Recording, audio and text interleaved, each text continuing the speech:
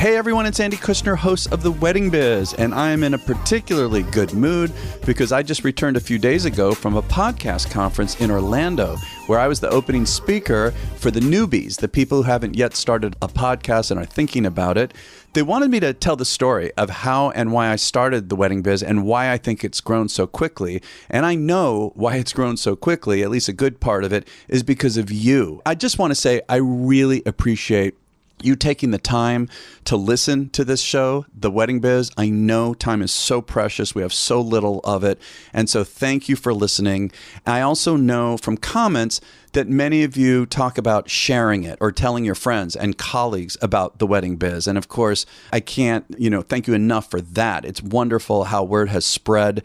And some people have even said that it's really not even just for the wedding and event industry because it's these in-depth stories about entrepreneurs. And so regardless of it being the event industry, that these stories and how people reveal, what the struggles, everything that they've been through and how they run their business can really help anyone. And I really didn't even think of it exactly like that. So I loved hearing that. So if you missed last week's episode, I want to tell you briefly about it. It was Greg Lawson, who is a wonderful photographer out of Sedona, Arizona. And it was a departure from my interviewing people strictly in the event industry. I did it because I wanted to offer a break to the typical situation and release what I felt was a very touching interview for me. And it was grounding. That's why I wanted to share it. We're all so crazy busy. Things are just so intense on this planet right now. It helped ground me and it was inspiring. And so if you listened last week to Greg's conversation, you'll understand why. So today I am so excited because this is part 2 with Colin Cowie. Now I know you all know all about him, but just in case, let me list out just some of his more recognizable private clients. And they include, let me get a big breath here, Oprah, Elton John, Nicole Kidman, Michael Jordan, Jennifer Aniston, Jennifer Lopez, Bruce Willis, Eddie Murphy, Jerry Seinfeld, Kim Kardashian, and Tom Cruise, and major charitable fundraisers and numerous corporate clients, which include many of the Fortune 500 and very high-end sophisticated brands like Bergdorf Goodman and Kerzner International Resorts and Dom Perignon. And that's just scratching the surface. And I want to say I re-released part 1 on February 18th of this year, just last month. Part 1. If you haven't heard it, it was an amazing, amazing conversation. So be sure to check out part 1, February 18th. And Colin's story and trajectory is really incredible. I want to say I feel really fortunate that my first 2 luxury weddings with my company, Kushner Entertainment, was with Colin. This is many years ago. And one of them, the first one was actually at Kerzner International Resorts that I mentioned earlier in his bio in Paradise Island. And another one was Santa Ynez. And I know firsthand how gratifying it is to work with Colin and also his wonderful team and to see his creativity right up front. It was breathtaking. And I was amazed the very first time, again, it was my first Lux wedding, the first one I did with him, that he wanted to get my input and hear my opinions and what I felt. And I want to encourage all of you to do that, to be really inclusive of your team. And I know many of you are. I was really amazed when he did that very first time. I want to also urge you to listen to the follow-on segment, which is released in 2 days on Wednesday, that happens each week, called The Next Level, in which I have a guest co-host, and wait till I tell you who it is this time, but I have a guest co-host, and we tease out some of the highlights of the interview to help deliver them as specific tactical tips and strategies to raise your business to the next level. For part 1, on February 20th, my guest co-host of The Next Level was Abby Larson, founder of Style Me Pretty. So be sure to go back and listen to that. And so this week, my guest co-host to talk about part 2 of Colin's interview is Harmony Walton, founder of The Bridal Bar and a luxury destination weddings and honeymoons blog site, Jet Fete, and also host of the Bridal Bar Radio. And so be sure to tune in on Wednesday to hear Harmony and I talk about part 2.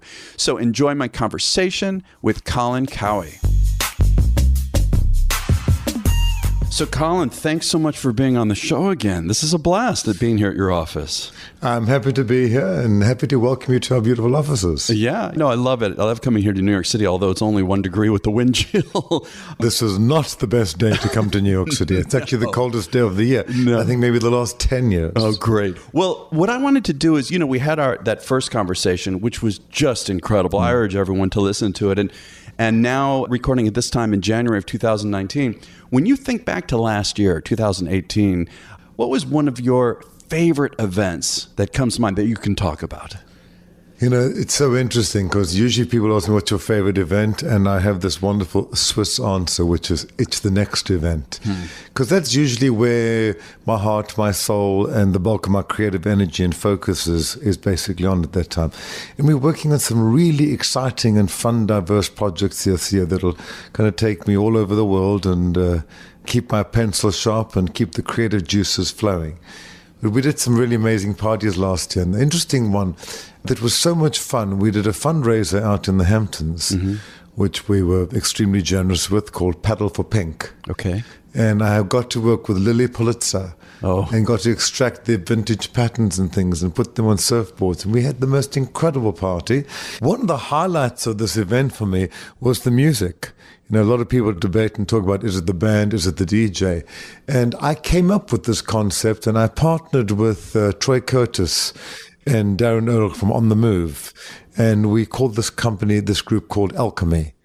And imagine a white vinyl stage that's got 3 tiers on it, a fabulous backdrop with a full set of programmable lights by Ira Levy. Okay, and a DJ in the back on the left-hand side. And they're not any DJ, but my favorite, the all-time DJ, DJ Coleman. So what we did is we selected 2 hours of music, 2 tracks, and all the different tracks. And for each track, we pulled out some of the instruments and some of the vocals. And each time that song came on, all the lights were cued, everything was choreographed, okay, and you came out and did that song with live musicians. It was the most amazing, unique experience. And how I know it was so successful was 11 p.m. was the curfew. And at 10:55 at a charity on a Saturday night in the Hamptons, the dance floor was packed. Wow. Yeah, that's unusual for a fundraiser. It was a lot of fun. It's kind of expensive to do because, you know, you have to set up the staging in a studio. You have to rehearse it. You have to do all the choreography, figure out what the lighting plots are, and then put the whole thing together as one piece that goes from one song to the next. So it really is almost like a 2-hour show. Expensive, but highly fabulous. Oh, I would love to experience it. Well, you know, last time we talked about, and you're known for this, creating theater, right, and telling a story. Yes, and I think today it's about finding innovation in everything, right? Because at the end of the day, we're storytellers. People come to us with a bunch of ideas, and we need to use their ideas, edit them ruthlessly, add our own ideas, and tell a story. And tell a good, compelling story with a very carefully thought out a beginning, a middle, and an end. So I look for innovation in all areas. In fact, we have a meeting on every single party that we do, which is a 1.5-hour innovation meeting.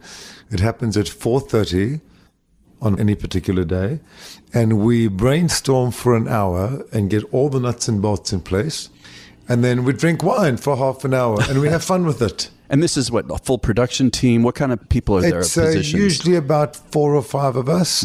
So for the first hour, we'd build the nuts and bolts, and then I'll bring in our F&B, and I'll bring in other divisions, and we'll sit at the table, tell them the story and say, what do you think? And we get more nuggets out of them. So at the end of that, we've taken an idea and we've baked it completely. And it's not like, and I love this creative process working this way, because usually I sit with each of the producers and I would just design live with them at the time. But now the idea of doing these innovation meetings is kind of really cool because we all get to contribute in live in the same time. Well, and I'm thinking too, in terms of your team, it's even more than quote unquote buying in. You know, they really feel a sense of ownership. You know, I love that. Right? And we've got to train our team up to be able to do this with us. They feel involved. Yeah, so I think, you know, there's no I in team. You know, at the end of the day, it's like I am the creative director and I move it all forward and I am the visionary. It's like having a ship without a captain, you know, or a ship with a captain without a path, right? Or a map. You need to know where you're going and how you're going to get there. And it comes from surrounding yourself by very, very smart people. And whenever I think of that, I think of the culture in my business. I've worked very hard to create a very rich culture. And part of that has come because my benchmark is so high. You know, we are always looking to do it better. We are always looking for opportunity because you know, You can't trade on what you did in the past. It's about what you're going to do in the future. Do you have a particular way in which you educate your team about the culture? Is it strictly from behavior? Do you talk about it straight out ahead of time? Culture, for me, the barometer for culture, for how successful the culture in my business is, how do you like to be here? How much time do you want to be here? I come in the office in the morning, all the desks are full. I leave at night, all the desks are full. Wow, they're that committed. And if we've got deadlines, I've had people sleep in the conference room before. And my demand is high. So when I want something, it needs to be the very, very best. So part of that culture is the ownership the team takes towards our level of expertise of what we have. And I'm the last person to interview a candidate for a position over here because everyone in the team has to make sure that they're going to work Everyone really well. In the team checks them out. Almost everyone in the team. They go through the art department, they go through the IT department, we test them in the art department, management speaks to them, each of the producers speaks to them, my assistant gets to speak to them, and only when that's all happened, and it's got down to the last 3 or 4 candidates, I'm the last one to make the last interview and the final say. And which is interesting because by this time my team has bought in. It's not like I hired someone and said, this is your new person to work with. And the same thing, if there's one leak here, one weak link in this team, I also find out about it. And that person doesn't last very long. So they all work really hard to be the best at their game. I take care of them. We have beautiful offices. There's a fully stocked cocktail bar, coffee, snacks, whatever you want while you're here. I'm very flexible with hours. You have a laptop, you can work from wherever. If we're doing a beautiful event and if you spent 9 months working on an event, you get a dress and a shoe allowance for the evening. I bring the glam squad in to make sure that all my producers... They get made up, I assume. So they can walk out onto the floor and feel just as fabulous and glamorous as any one of the guests on the floor. And so it's really about, at the essence of the day, our internal customers are just as important as our external customers. Yeah. So I treat my team the same way that I treat my customers. I want to come back to a moment, too, in terms of the process, in terms of being innovative and having that brainstorming session. Can you tell me about, maybe pick an event where you can take me from the beginning through the end as far as after you've met? Our last interview, we talked a great deal. It was so fascinating how you talk to the actual clients, how you treat them and make them feel invited from the very beginning. Because to me, Colin, I remember what struck me is that the experience starts the moment they arrive. Because I remember you have someone meet them at the elevator, you bring them up, you describe the room. We've completely reinvented that again. You have? Again? What are you doing now? Yes, we've taken them, we do all those things plus more. One of the big things is closing. And I think what's happening in our industry today, in every industry in the world today, we're living in a buyer's world. There's a surplus of product everywhere you look. For any category you might look, we're all overserved. And it's interesting because, I'm a full agency. I have 26 people sitting back there, and we can turnkey anything. We can do it all in-house. And I'm competing with Susie Smith, who is working out of her laptop. The ink hasn't dried off her business card yet. She's got a fancy website with lovely pictures and great verbiage on. And she doesn't even have an office to take a meeting. She meets in the lobby of the Baccarat Hotel with her clients. But you feel you're really competing with someone like that? Clients are asking, well, this girl did this great job. It's so far apart. They're using them to get our numbers down closer to what their numbers are. So they're using them as leverage. And I've resisted very much because I do a very good job of saying, look, you can drive the VW or you can drive the Mercedes-Benz Maybach. It's your choice. And I find what is actually happening, at least 2, maybe 3 times a year, a client will come back to me and say, you were so right. That person's completely out of their depth. They couldn't do what they said they were going to do. And here we are. So we pick up the pieces there. But so what I'm finding is our close rate has diminished. It's gotten smaller, and it's because we are on a race to the bottom. Party planners and the event planners who are giving away profit are forcing us on a race to the bottom of the hill. People are cost-cutting and price-slashing left, right, and center to get a job. and the client is very smart. It's like a feeding frenzy out there. I'll use this one to negotiate against that one, and I'll get exactly what I'm looking for. And you don't feel that the clients really understand the value add that you bring? Of course they do, but the client goes to myself and Marcia Bloom and Brian Raffanelli and whoever else might be in the equation at that time. They kind of use one of us to pitch against the other one. And that's why, I've spoken with my friends and said, we need to hold on to our profit. We need to set ourselves apart from everybody else. Because cost cutting and price slashing does not allow an industry to grow. No. And in most other industries right now are having a big growth rate. Ours is not. People are spending more. People are busier, but people are working for less. But there's so many places I want to go. We're going to jump around, but that's okay. So one aspect of that, I wonder, is the buyer. I mean, I don't want to stereotype quote-unquote millennials, but it does seem that the buyers generally have changed, right? Especially, let's talk Lux weddings. It used to be, and maybe it still is at that level, a lot of the bride, the couples, the mother, but the kids are having more influence on the decision. The way that I look at it is, I've got my clients that I've had for 20 plus. The legacy ones you're talking about. Yes. They're grandfathered in. We speak the same language. They understand why our fees are what our fees. And even though they have their accountants checking our bills, which never used to happen before. So everyone is much smarter when it comes to money. I think it's because they've all lived through a recession. I think the millennials were impossible. The millennials that come in here, I want 3 estimates. I want to see 2 of those, 4 of those, and 5 of these, and they have us running. They do. And they have us run to get a job, and then once we're on the hook for the job, it's not easy. They're way, way, way more demanding. And because they're so well informed, they don't always take the right advice. Well, a lot of them tend to, this is how I want to do it. And I also wonder, again, I don't want to knock them, but I am sensing that their measure of quality and what it means has changed. Like, for example, my daughter, when she listens to music, I mean, growing up, when I grew up, would listen to a wonderful stereo and headphones and all of that. She's happy with the sound off the computer. It's good enough. She doesn't even know or care, really. In a way, that symbolizes a lot for me. Well, I think because they are so well informed has made them very entitled. So a lot of millennials, the quality of the food or the type of the food is not as important to them as where it comes from. So they're more interested in the experience that they can create and are not that really bothered by etiquette and what is considered right or what is considered wrong or appropriate or inappropriate. So they kind of beat to their own drum. So, most of the time we're able to work with them. But, it's exciting because it teaches us to be more innovative. It teaches me to think more young. It teaches me to put on my millennial lens.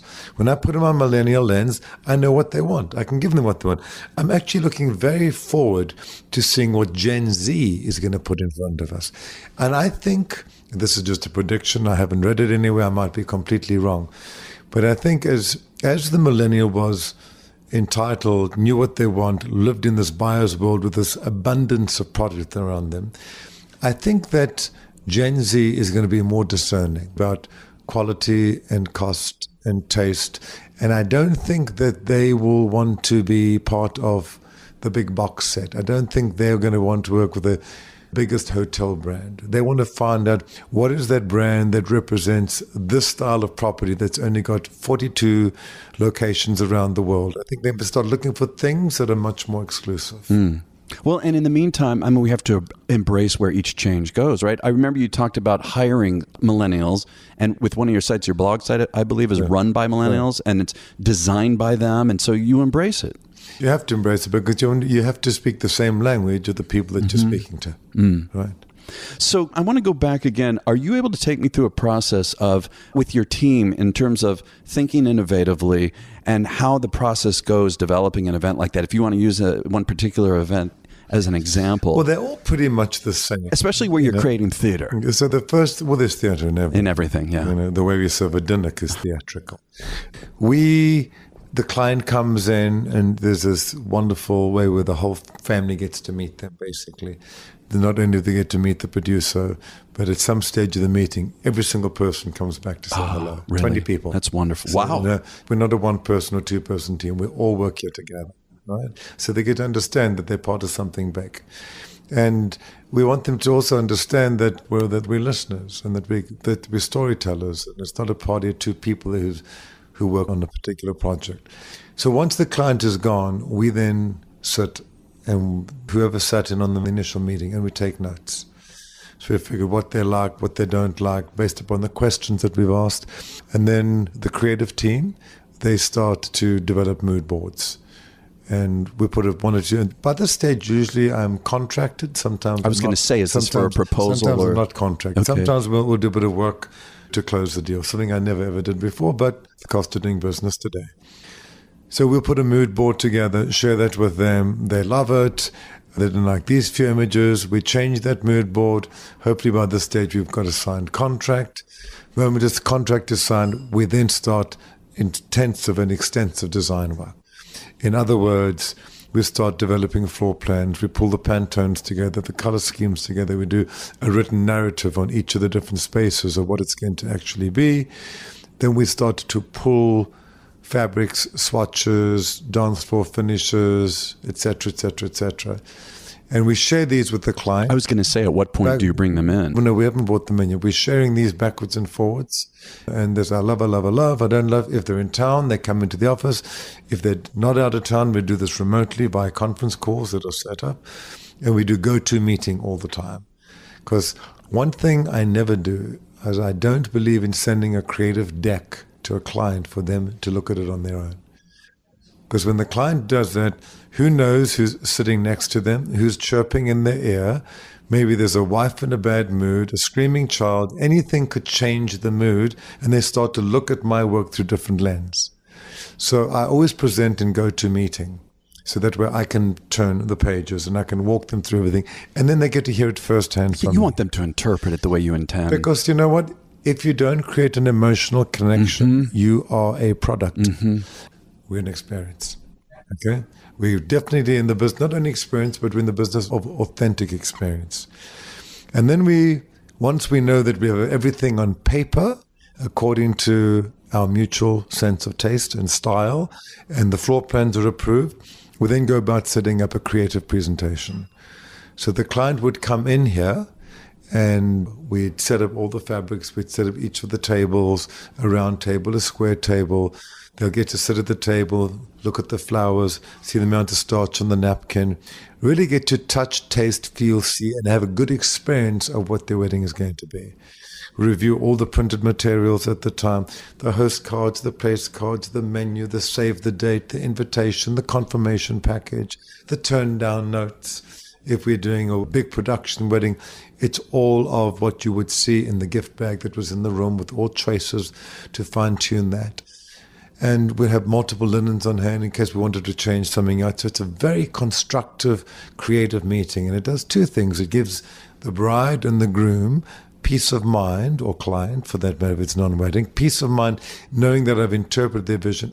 It allows them to touch it, to feel it, to smell it, and make sure that we've interpreted the right way. And it gives me peace of mind knowing that we hit the nail on the head. And then from there, the next day or two, or maybe a week, we'll then go and do the tastings. So we'll do the wine, make sure the wine's paired correctly, the size of the plate, the temperature of the plate, the flatware. So the whole dining, food and beverage experience is taken care of completely.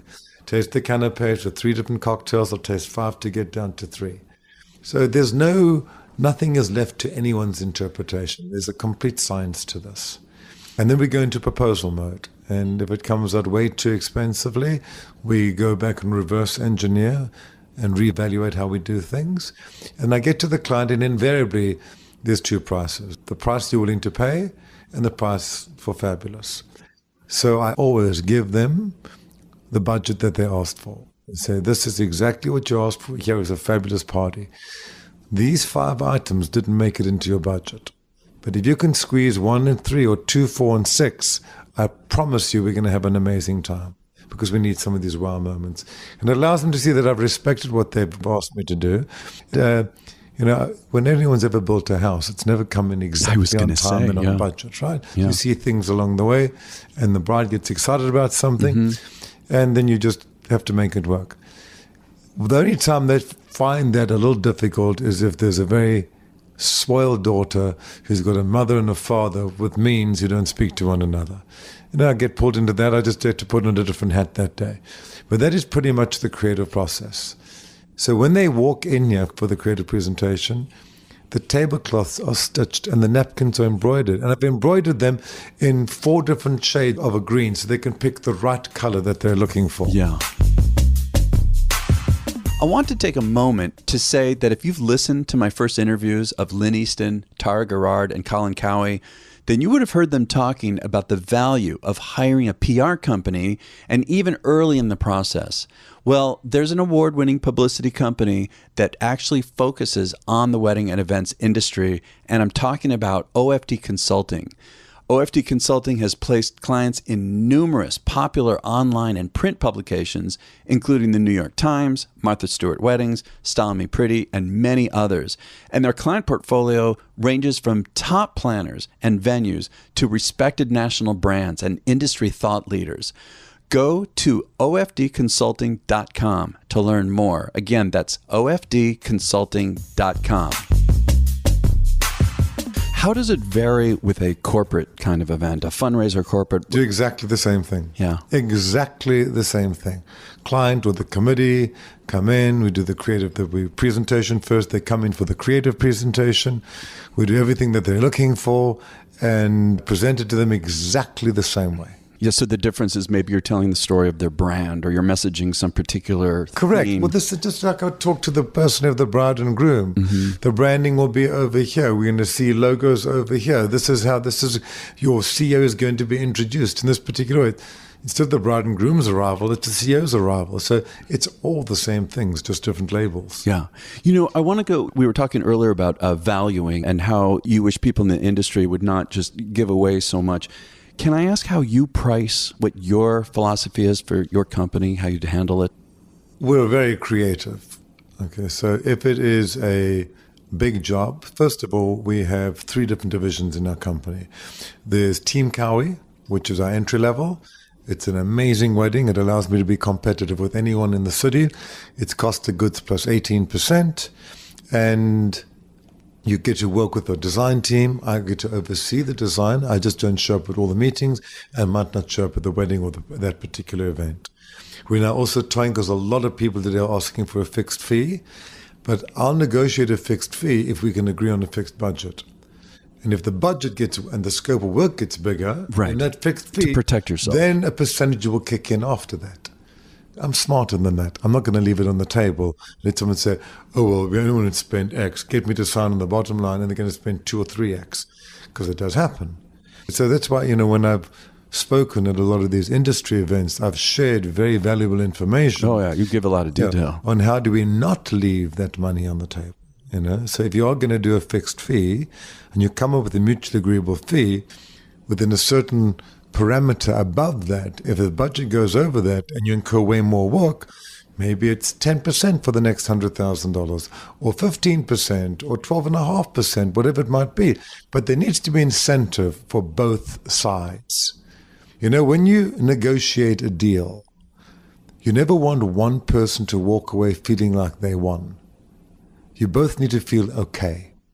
And I always say this to all my clients. If you feel like you've won, how motivated do you think I feel to be that creative?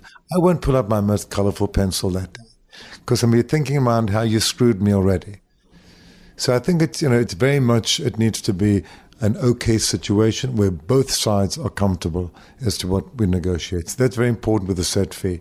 That's for Team Cowie. For Signature Colin, these are my personal services. There's a design fee that starts at $35,000 and it's 20% of the budget. Okay, 35 plus. Yes, 25%. plus 25%. And you are completely transparent with the client. If I remember, they're seeing an entire item list, which is establishing trust. They see a 40-page list from me. Yeah. So they get to see where every single cent is spent. And I can warrant it. So remember the creative presentation. Remember when you saw that. They've touched it. They've felt it by this stage. And then that fee is different. If I go out of state or out of the country, or if I go to the Middle East and there's a good chance they want to keep the presentation and not have me produce it, I charge $250,000. And I remember you said, I believe last time, or maybe it was a presentation, that money is the ultimate truth serum. Money is the ultimate truth serum. Actually, money, alcohol, and drugs.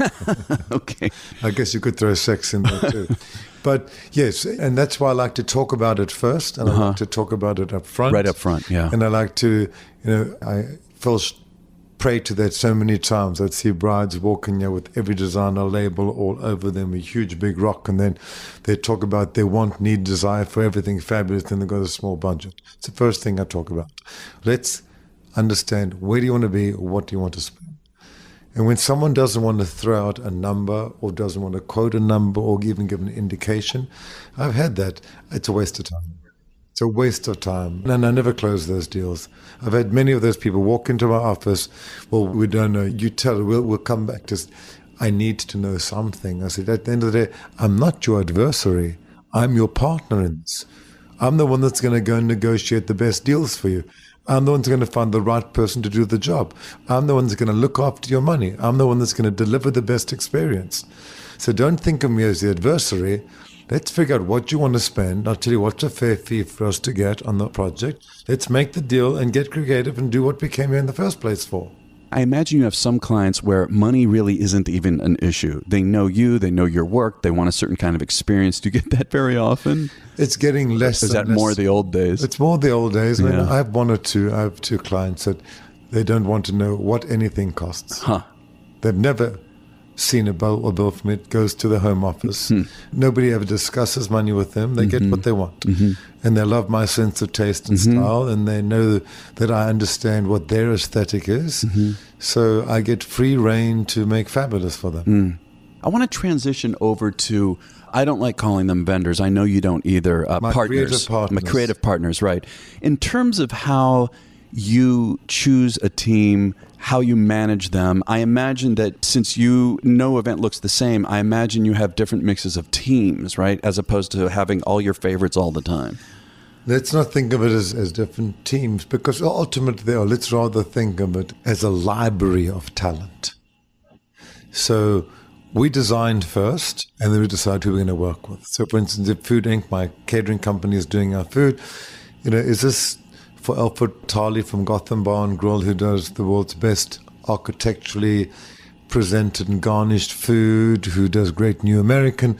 Or is this for Gabriel Quater, who does haute French? Or maybe Lauren Trondal, who does this incredible Mediterranean interpretation? So we find the right culinary master to pair with first. The same thing, what is the look and feel before I pick a cake baker? If I pick the same cake baker every time, all my cakes would look the same. Right? Same thing with floral design. I'm very involved with, so a lot of that is contractual, but I will work with Jeff Latham. I've worked with Avando. I've worked with so many other floral designers, which I get tremendous pleasure from doing, because it also brings another whole aspect of creativity to what we all do. And so we build the team that way. And then I figure out, who I'm going to work with. Certain things are forgiven, like guest list management, things like that are nuts and bolts, where there's no required creative interpretation. Those I work with the same people all the time, because that really is my backbone. But creatively, it's all different for each project. Well, and I see it like a chef putting together a wonderful meal, different ingredients and even different combinations of ingredients together. There's a chemical reaction with Correct. this team. With the sum of the right parts is when that happens. I mean, that to me is really fun from the music perspective. It's such a creative act and intuitive feeling, and then to experience the results of it. That must be really fun. So how do you work with them once you have them together? I mean, in terms of getting input. We build the team, and most of it's done via email. And then when we start doing the production meetings, as we get closer and closer to the meeting, to the event, our production meetings get longer and bigger. And out of that comes a book that's 3/4 to 1.5 inches thick. Okay. Which is minute by minute, line by line, item, action, who's responsible, at what time, and when it's done for a 3-day period. And if we've heard of one thing, it's a protocol in that book. So the teams all sit together and make sure that everyone has gone through every page of that book and everyone understands what, when, how, who, and if. Yeah. I want to ask you, Colin, as we talk about all this, I think you have really done it all in your career. You have done practically anything that can be done. What still inspires you? What do you dream of at this point after all these years? My big focus now really is on sustainable hospitality.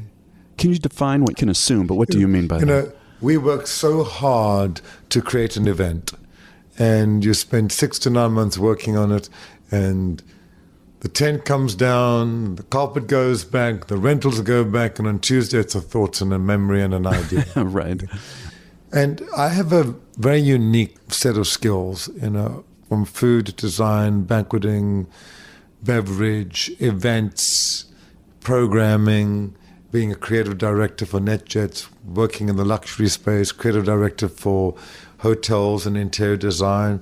I was the architect of the NetJet customer service program. So I really have a very unique set of skills, and add to that, having traveled 14.5 million miles around the world, 200 nights a year in hotels, I think get a really good idea of what it is that I'm capable of doing. Okay? So the idea now is, for when I say sustainable hospitality, to let us create a concept and let it continue. So I'm the creative director for Central Park Towers, which will be the tallest residential building in the world on 57th Street here in New York. And I have a different chef every 90 days in our club, which is the 100th floor, the entire 100th floor. Every 90 days, it's a new chef. Every 90 days, the decor changes. Every 90 days, the art changes. The so fragrance changes, the uniforms change all the time, completely. I love that. So projects and contracts like that, working on the concept of a supper club, collaborating with hotels, things where you get monthly fees for 3 to 5 years at a time. And that for me is exciting, because our source of income looks like a cardiologist's heart about to have a heart attack when you're looking at a cardiology machine. There's no crystal ball as to when the projects come or how they come, particularly in the wedding business. The corporate business, you know that every June this conference is going to happen, this is going to happen. But in the business of social, where we are working with weddings and with milestone celebrations, those are all one-off events, right? So there's not like I'm going to a wedding every year, or every 3 years, who knows. But so the idea of seeing, big income, January, February, March, and a down month for 2 months, and it's not exciting from a business point of view. So the more sustainable management contracts that we have in place, you get more of a constant source of income that's not high and low. So basically, then the goal there is to flip the model, where all of your contract work covers all of your base, and then all of your sporadic work is your profit and cream. Jeez, I mean, you've really diversified too, so protected in But an if economic... I didn't do this in a business like this, I'd be left behind. That's I started off the conversation with you by saying we're in a constant state of innovation. We're always looking for opportunity. And we're sitting here all the time saying, how could we do this better? How could we do that better? What could we do for better client experience? How could we do this better? It doesn't end, does it? It doesn't end, because if I'm not doing it, the person around the corner 2 blocks away, 4 blocks away is doing it. You started in the beginning also talking about having, this is kind of the last topic I want to ask you about, is innovation, these innovative meetings, brainstorm sessions. And I think about artists like the real obvious ones like Madonna, Prince, who kept... still reinvents themselves so many times over and over and over to stay relevant. It sounds like so much of what you're doing, you are endlessly innovating for yourself and reinventing yourself. Well, I'm certainly not putting myself in their category. I'm certainly not a Madonna or a Prince. But in my industry, I'm equally creative. That's what they have to do to stay relevant in their industry. That's what I have to do to stay relevant in my industry. And even to create what is relevant. Yes. And to figure out, where is it headed to? How do we look ahead? We can learn a bit from the past, but focus on the future, see where you're going, and keep that goal high. Well, and also to keep the excitement for ourselves, right? I would get so bored if I wasn't pushing the edges, the boundary constantly. I'd go crazy. Yeah, and it's interesting. As I said, our close rate is not what it used to be. And you're just working a whole lot harder now than what we've ever worked before. And some you win, some you don't win. But when someone comes in here, we get it's showtime. Yeah. Right? Yeah. There's some of the pitch meetings I didn't even attend years ago. Oh, yeah. Now I'm in every one of them. Right? Every one of them, right. Got to close the deal. Right. Well, and again, you need to have the connection, the emotional connection. If I don't make it exciting for myself, if I'm not constantly innovating, I'm going to get bored all these years. I have to push the edges and the boundaries, even for myself, to keep it interesting, to keep me inspired. I think that we all have to do, otherwise you're in the wrong job. And we've never worked harder, and sometimes you win them and sometimes you don't, So you have to go back and look, well, if I didn't win this time, why was it? They had such a good time while they were here. Well, somebody gave them a better deal.